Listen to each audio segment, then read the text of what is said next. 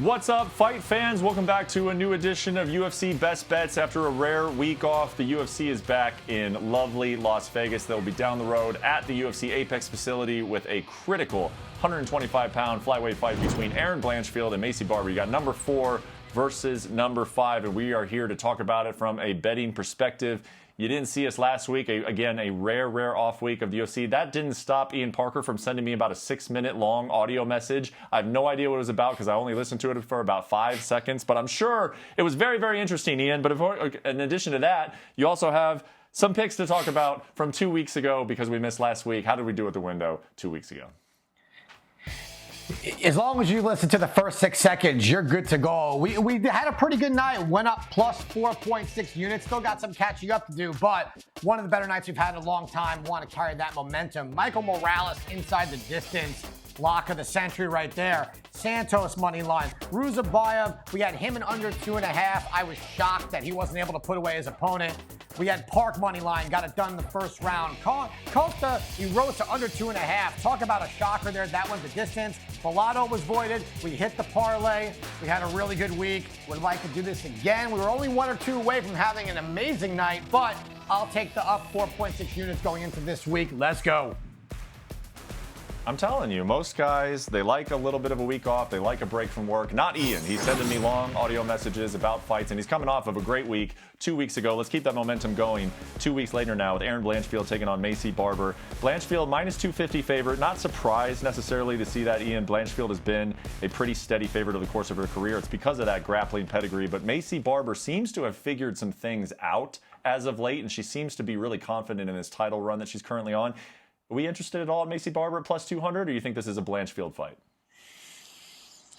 You know, here's where I sit with this. Maycee Barber made a very interesting statement that I find a lot of truth to it, calling Erin Blanchfield one-dimensional. And what she means by that is, like you said, she is excellent in the grappling, and Maycee can match her in the athleticism. She's the better striker. But Brett, where I struggle with Maycee a little bit is she's been out for a year plus with a really bad knee injury. Coming back off of that to take on someone in Blanchfield who just got past Rose, who did fight Madden Fior, went all 5 rounds. She's been active. She's been staying at the top. So, you know, the odds make sense. I just couldn't find something to get that Blanchfield line down because I do think Blanchfield will get this fight to the ground at some point. Barber has let up on takedowns before to lesser wrestlers, lesser grapplers, and Blanchfield does look for submissions.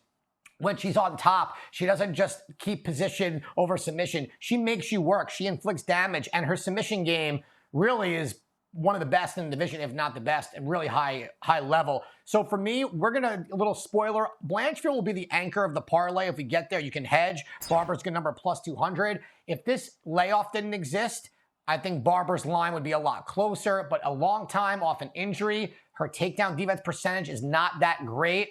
I think this is going to be a tough one for her if she doesn't land those shots early. Yeah, I like it. You know, it's because of that knee injury layoff, you want to maybe see how Maycee Barber looks, and it's going to be, of course, critical in this this matchup, as you expect her to need to defend a whole lot of takedowns and Blanchfield to be pretty persistent when it comes to that over the course of a 5-round fight. So no best bet in the main event, but we might revisit this fight in our parlay. Let's move to the co-main event. It's at 155 pounds. Mateusz Gamron taking on Levit Klein.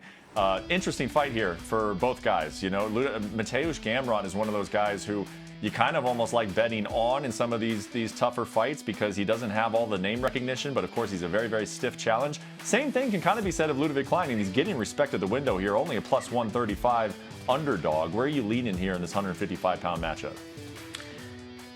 So look, I think Levit Klein is a very good fighter. I just think this one, it's where they're meeting in their careers is very confusing, right? A year and a half ago, Gamron was the backup for the title fight in Abu Dhabi, and then he ends up dropping a split decision loss to Dan Hooker. You know, his other fight where he lost to Gamron was a split decision where everyone thought he won. This is someone who is nonstop pace, nonstop chain wrestling, and his striking has gotten better, and he does carry power.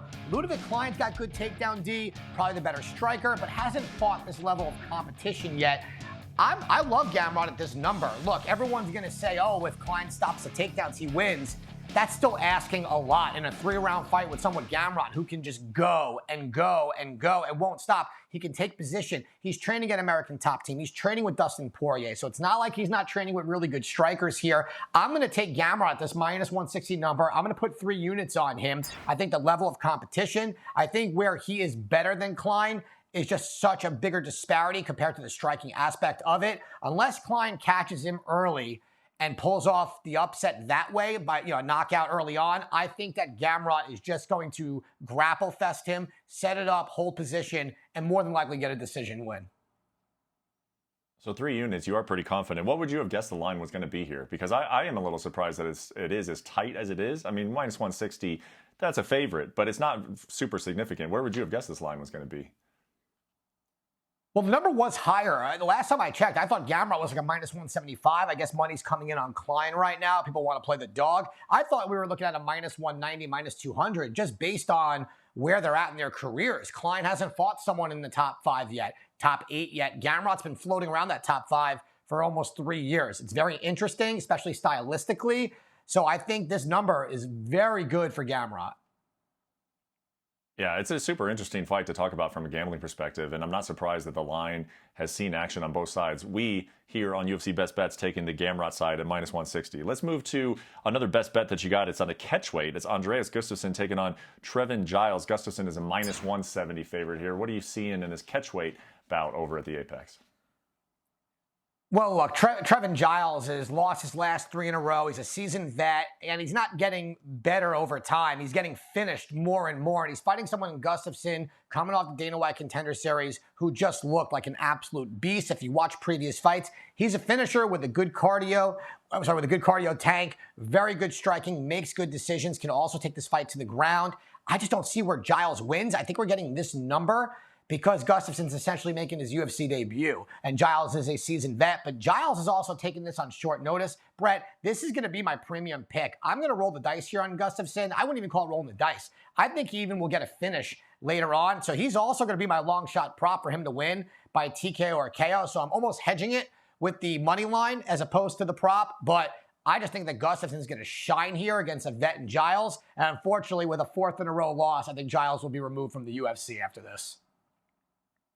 I like it. We're coming off of a positive week 2 weeks ago. Positive card. Made some money on that card 2 weeks ago. And now we got our premium play in. We got a 3-unit play in. The next one we're going to is in the 205-pound division. Another veteran. You're talking about veterans. Dustin Jacobe is a minus 200, 2-1 favorite against Bruno Lopez. What do you think of this light heavyweight matchup? Well, look, Lopez, we just saw him. He's good. He's very tactical. He's smart. He took out someone who we thought he was going to get out grappled by as a very big underdog, and he looked good. But he's fighting someone in Dustin Jacobe who's coming off a 3rd-round knockout, showing us he carries power throughout. He's a very smart striker. He's been around for a bit. He's fought high-level competition. Now, I didn't like that minus 200 number. You know, with me on the money line, too expensive. So I do think this fight's going to go deeper. I think Lopez has good durability. I think Jacobe is more of a volume striker than he is power. When the power comes, it's later on. Getting that over 1.5 with that gets us plus 120, and we're going to go there. Okay, so we're taking a plus 120 there as a best bet. Moving on through our best bets, we move to the flyweight division. You got Allan Nascimento, a minus 150 favorite over Hafel Fihjo, and you're taking another over here at minus 160. You like over 2.5 rounds in this flyweight fight. I do. You have 2 guys that are very good submission specialists. Nascimento's almost had a very solid resurgence in his career, but most of his fights do go to decision. And Fihjo, he looked pretty good so far. I wouldn't be surprised if he landed some good shots up top. But for me, I think we're going to see more of a very strategic defensive grapple session between the two, which usually leads us to a weird striking battle amongst 2 jiu-jitsu guys. I think this is going to go bell to bell. If you feel like being greedy, Nascimento by decision is a way I would also lean, but over 2.5, I think this is going to go all 3. All right, and then our last best bet, UFC Fight Night here in Las Vegas. We're going to the lightweight division. It's Jordan Levit taking on Kurt Holobaugh, and you are taking the over once again here at minus 150. How come? Well, I'm taking Levit with the over. I do think Levit wins. I think Levit's striking is good enough to get close to Kurt Holobaugh. I think his jiu-jitsu, we've seen it. It's very high level. He's smart with it. Holobaugh has been taken down before. Good submission defense, but he gets taken down. He gets held down, and Levit's going to keep moving. The durability of Holobaugh also. I think this is going to go probably into the end of round 2, early round 3 if a submission happens. If not, I expect a decision win from Levit. So minus 235 to minus 150, 1 unit on Levit to win in over 1.5 rounds. Okay, there rounds out your best bets, and we're going to go back to your premium play. You've already got your premium play on Andreas Gustoson, and sometimes we do talk about getting a little greedy on this show, and it looks like you're getting a little greedy with Andreas Gustoson. You want to double up on him on some sort of prop of the night. Where are we going with the prop of the night here? I'm getting plus 165 for Gustoson to win by TKO or KO. Giles has been finished, I believe, in 2 out of his last 3 fights. Does not have a great chin. Leaves it exposed, especially when he's backing up. His counters, he just kind of throws a little reckless off that back foot. Gustoson is a very good striker, good power. Would not surprise me if we see this in round 2 or round 3. I'm doubling up on Gustoson here. Let's go. Let's move on to our parlays. It's the long shot parlay for this Saturday. Where are we going, Ian?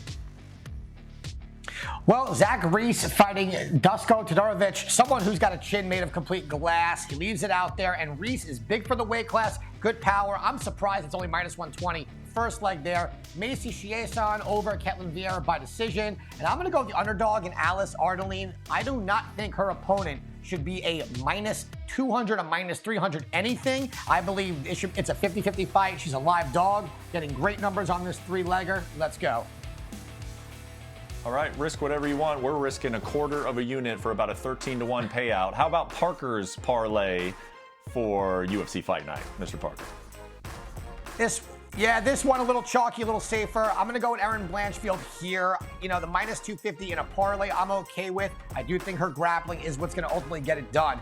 Billy Ray Goff, I think he should be a much bigger favorite over Brian Maj in this fight. And Bolaji Oki taking on a UFC newcomer. This kid's got a lot of skills, very good.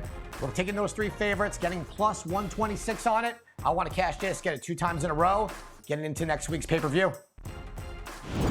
It is a UFC Fight Night main card on ESPN and ESPN Plus. Valentina Shevchenko, it does not appear she is slowing down. She is looking for new contenders always. Maybe we'll get one out of Erin Blanchfield and Maycee Barber. Hopefully we made you a little bit smarter, made you a little bit richer this weekend. Have fun at the window, enjoy the fights, and we will be right back next week in Newark, New Jersey for UFC pay-per-view. Sean O'Malley, Merab Dvalishvili, the rematch. Very much looking forward to that, but enjoy the fights this weekend and then come and revisit us next week in New Jersey. Thanks for watching.